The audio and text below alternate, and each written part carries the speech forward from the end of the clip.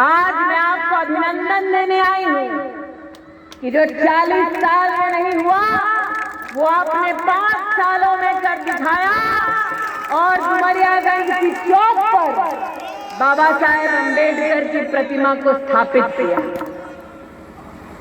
आज ये कहते हुए मुझे संकोच नहीं कि डुमरियागंज आई तो ये जानकारी साथ लाई कि वर्षों वर्ष तक यहाँ पर अमरगढ़ के उन सेनानियों का सम्मान नहीं हुआ जिन्होंने 1898 में अपने प्राणों की आहुति दी ताकि हमारा देश आजाद हो सके। मैं स्तब्ध हूं कि इस प्रदेश ने कांग्रेस, सपा, बसपा की सरकार देखी, लेकिन अमरगढ़ के उन स्वतंत्रता सेनानियों का सम्मान न साइकिल कर सकी, न हाथ कर सका, न हाथी कर पाया।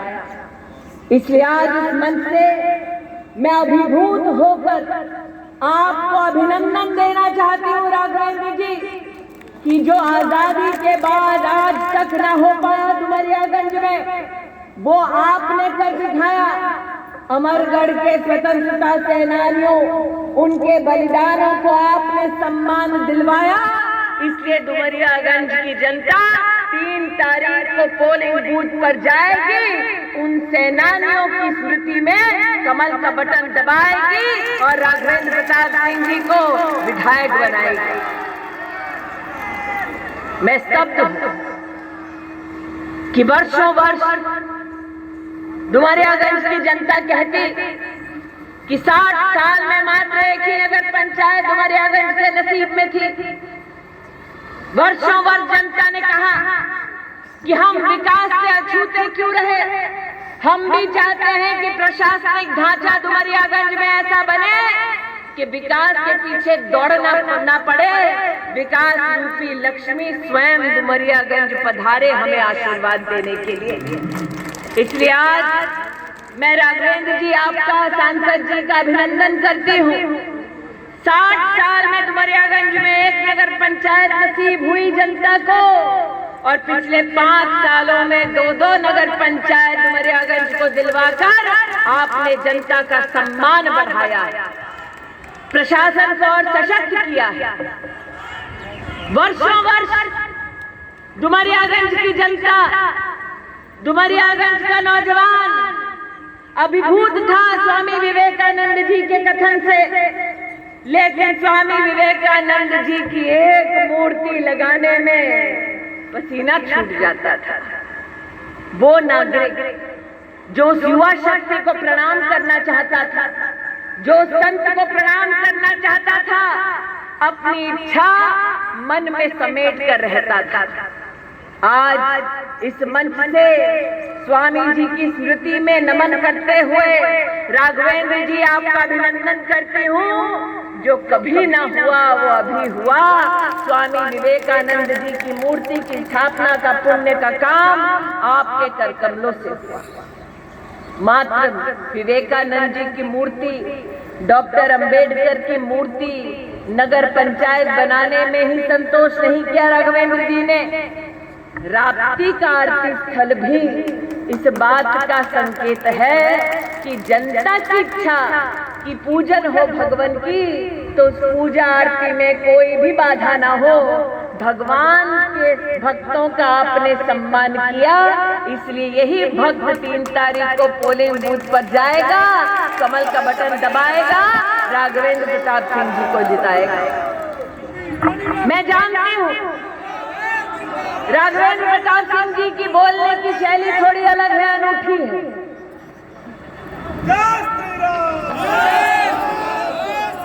और राघवेंद्र जी आपने अपने उद्बोधन में कहा कि विदेश से इंतजाम किया जा रहा है कि डुमरियागंज में राघवेंद्र प्रताप सिंह को हराओ, लेकिन आप भी कमाल महाशय हैं, वो विदेश से सारी तैयारियां कर रहे हैं, आप कह रहे हैं, लेकिन डुमरियागंज का पहला पासपोर्ट ऑफिस आप बना रहे हैं। वो ताकतें इकट्ठी करते हैं ताकि भारतीय जनता पार्टी के प्रत्याशी को चुनौती दे सके। लेकिन भारतीय जनता पार्टी का संगठन अपनी ताकत लगाता है ताकि जनता की चुनौतियां कम हो, जनता को समाधान अपनी ही विधानसभा में, अपने ही लोकसभा क्षेत्र, अपने ही प्रदेश में मिले। इसलिए आजादी के बाद पहली बार पासपोर्ट ऑफिस जो आपने बनाया, उस पासपोर्ट ऑफिस के बनने से राघवेंद्र जी यही जनता जो लाभार्थी है वो 3 तारीख को पोलिंग बूथ पर जाएगी, कमल का बटन दबाएगी, राघवेंद्र प्रताप सिंह को जिताएगी। ये सही है कि आपने 100 करोड़ की लागत से यहाँ पर मेडिकल कॉलेज की व्यवस्थाओं में अपनी एक अमिट छाप छोड़ी।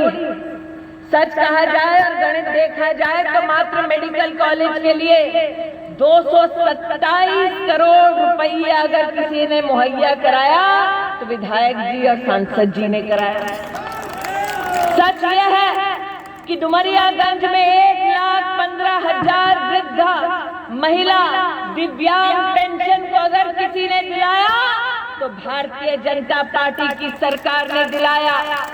सच ये है कि कोरोना की विपदा में डुमरियागंज के 4.5 लाख गरीब परिवारों को 19 महीने मुफ्त का राशन अगर किसी ने दिलवाया तो भारतीय जनता पार्टी की सरकार ने दिलाया।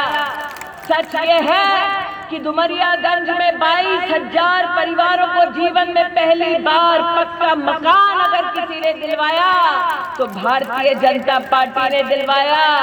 सच ये है कि कन्या सुमंगला योजना के माध्यम से 12,500 बेटियों को राशि देकर अगर सम्मान किसी ने किया तो डुमरियागंज में भारतीय जनता पार्टी ने किया। सिद्धार्थनगर जिले में 16 लाख से भी ज्यादा वैक्सीन अगर कोविड की किसी ने मुफ्त में दिलवाई तो भारतीय जनता पार्टी ने दिलवाई। और इसीलिए आज सांसद की विधायक की ये बहन यहाँ पर आई ये कहने कि जिस नरेंद्र मोदी और योगी की सरकार ने गरीब को विपदा की घड़ी में मुफ्त का राशन दिया, उस गरीब के सम्मान में 3 तारीख को पोलिंग बूथ पर आए, कमल का बटन दबाएं, राघवेंद्र प्रताप सिंह को जिताएं। मैं जब से मंच पर आई हूं तो नाम राघव का है, साथ में इंद्र भी, और सामने से जय घोष होता है जय श्री राम का। आज डुमरियागंज में राम भक्त बेखौफ होकर राम का नाम लेता है क्योंकि उत्तर प्रदेश में भारतीय जनता पार्टी की सरकार है। आज डुमरियागंज में नौजवान राम भक्त कहलाता है डंके की चोट पर, और गोलियों से भूना नहीं जाता क्योंकि उत्तर प्रदेश में भारतीय जनता पार्टी की सरकार है। आज उत्तर प्रदेश में लड़ तो वो भी रहे हैं जिन्होंने एक वक्त पे राम के भक्तों पर गोलियां चलाई थी। आज उत्तर प्रदेश में लड़ तो वो भी रहे हैं जिनके खानदान ने कांग्रेस के सरकार के माध्यम से कोर्ट में अर्जी लगाई थी कि राम का कोई अस्तित्व नहीं। लेकिन राम की लीला निराली है, राम की लीला निराली है। वो भक्त जिनको ताना कसते थे विपक्ष के दल, कहते थे कि भाजपाई तुम कहते हो कि मंदिर वही बनाओगे, तारीख नहीं बताओगे। तारीख बताने वाला पैदा हुआ तो गुजरात में हुआ, काशी का सांसद बना, अयोध्या गया योगी आदित्यनाथ जी के साथ, और भव्य राम मंदिर के निर्माण में अपनी एक अहम भूमिका देश के यशस्वी प्रधानमंत्री नरेंद्र मोदी जी ने निभाई। इसलिए आज राम की लीला देखो। जो लोग दस्तावेज देते थे कोर्ट में कि राम का अस्तित्व नहीं, गांधी खानदान का आज वही वारिस कोर्ट पर जनेऊ पहनकर मंदिर मंदिर घूमता है। राम की महिमा देखो। जो लोग राम भक्तों पर गोलियां चलाते थे, आज उनके बेटों के सपने में कृष्ण भगवान आते हैं। और इसीलिए सबसे कहना चाहती हूं, कि भले ही सपा के नेता के सपने में कृष्ण भगवान आते हैं, लेकिन कृष्ण भगवान आज भी ये कहकर जाते हैं कि कलयुग में आज भी मैं धर्म के साथ हूँ, अधर्मी के नहीं। कि कलयुग में आज भी मैं गुंडों के साथ नहीं, गुंडा राज के साथ नहीं, उनके साथ हूँ जिन्होंने बहन बेटियों की लाज बचाई, संरक्षण किया। आज भी भले ही 100 कौरव खड़े हो जाएं सामने, 5 पांडव ही काफी है। इसीलिए धर्म में, राजधर्म में, विकास में जिन्होंने अपनी आस्था को दिखलाया है, उनके माध्यम से कहने आई हूँ कि विकास रूपी लक्ष्मी को अगर घर लाना है तो 3 तारीख को पोलिंग बूथ पर जाना है, कमल का बटन दबाना है, राघवेंद्र प्रताप सिंह को जिताकर उत्तर प्रदेश में भाजपा की सरकार बनाना है। इस विश्वास के साथ कि जो 171 की आप बात कर रहे थे राघवेंद्र जी, अरे एक ही काफी, वो एक राम के नाम का वो ही काफी।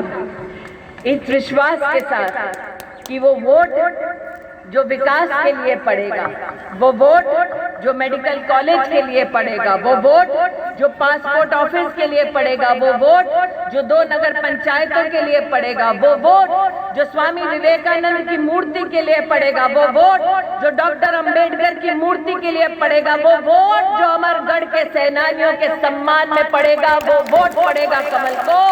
ये नागरिक 3 तारीख को पोलिंग बूथ पर जाएगा, कमल का बटन दबाएगा, राघवेंद्र प्रताप सिंह को जिताएगा। आज मेरे वरिष्ठ नेता जगदम्बिका पाल जी सांसद की भूमिका में यहाँ पर विराजमान हैं, और जगदम्बिका पाल जी हमेशा संसद में जब मिलते हैं बड़े स्नेह के साथ आशीर्वाद देते हैं, शीश झुकाते हैं और कहते हैं कि बिटिया बतलाओ जनता जनार्दन सरकार से, नेताओं से क्या मांगती है। मैं जगदम्बिका पाल जी से कहती हूँ कि जनता तो मात्र विकास चाहती है, जनता चाहती है कि शांति से समृद्ध हो हर परिवार।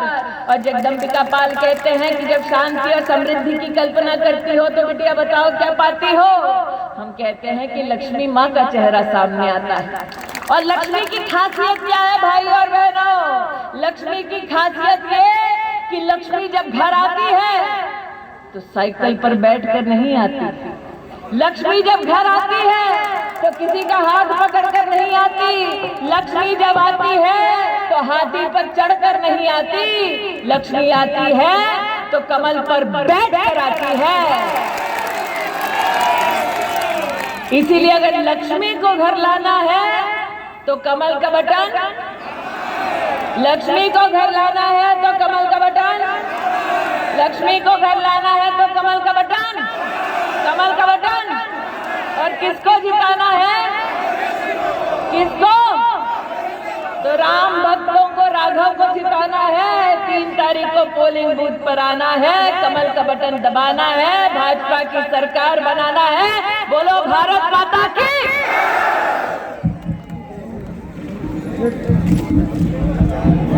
अब जल्दी समापन करें, कर दिए।